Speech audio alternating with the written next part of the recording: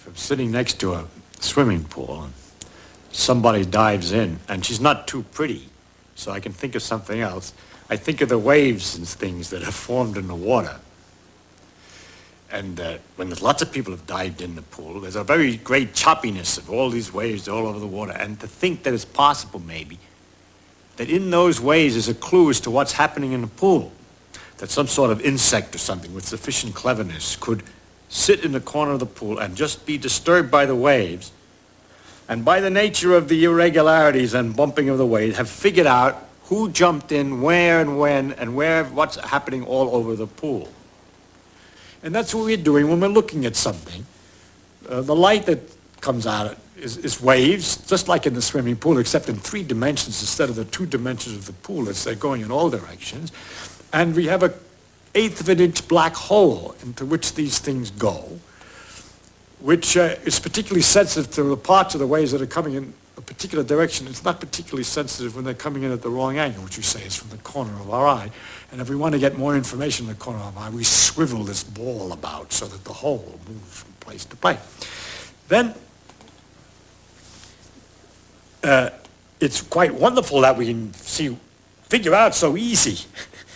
That's really because the light waves are easier than the waves in the water are a little bit more complicated. It would have been harder for the bug than for us, but it's the same idea, to figure out what the thing is that we're looking at a distance.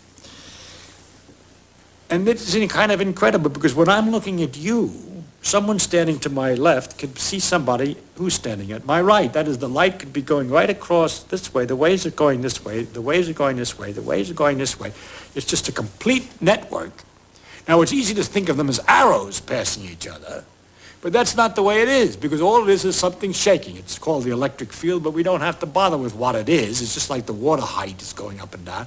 So there's some quantities shaking about here, and in a combination of motions that's so elaborate and complicated that that result is to produce an influence which makes me see you at the same time completely undisturbed by the fact that there are influences that represent the other guy seeing him on this side. So that there's this tremendous mess of waves all over in space, which is the light bouncing around the room and going from one thing to the other. Because, of course, most of the room doesn't have 1/8 inch black holes. It's not interested in that light, but the light's there anyway. I mean, it bounces off this and it bounces off that, and all this is going on, and yet we can sort it out with this instrument. But beside all that, you see, those waves that I was talking about in the water, maybe they're so big, some of them, and then you could have slower swashes, which are longer and shorter. And perhaps our animal who's making his study is only using waves between this length and that length. So it turns out that the eye is only using waves between this length and that length, except those 2 lengths are 100 thousandths of an inch. 100 thousandths of an inch big.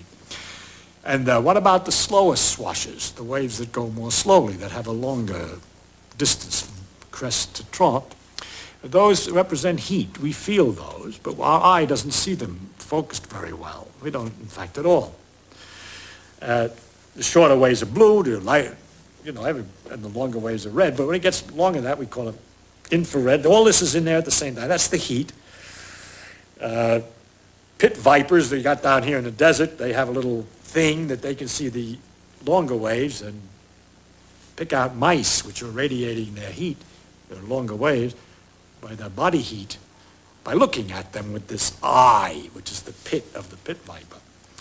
But we aren't able to do that. And then these waves get longer and longer, and all through the same space. All these things are going on at the same time, so that in this space there's not only my vision of you, but information from Moscow radio that's being broadcast at the present moment, and the seeing of somebody from Peru. All the radio waves are just the same kind of waves, only longer waves. And there's the radar from the airplane, which is looking at the ground to figure out where it is, which is coming through this room at the same time. Plus the X-rays, cosmic rays, and all these other things, which are the same kind of waves, exactly the same waves, but shorter, faster, or longer, slower. It's exactly the same thing. So this big field, this area of irregular motions of this electric field, this vibration, contains this tremendous information, and it's all really there. That's what gets you. If you don't believe it, then you pick a piece of wire and connect it to a box. And in the wire, the electrons will be pushed back and forth by this electric field, sloshing just at the right speed for a certain kind of long ways. And you turn some knobs on the box to get the sloshing just right, and you hear Radio Moscow. Though you know that it was there. How else did it get there? It was there all the time. It's only when you turn on the radio that you notice it. But that all these things are going through the room at the same time, which everybody knows. But you got to stop and think about it to really get the pleasure about the complexity, the inconceivable nature of nature.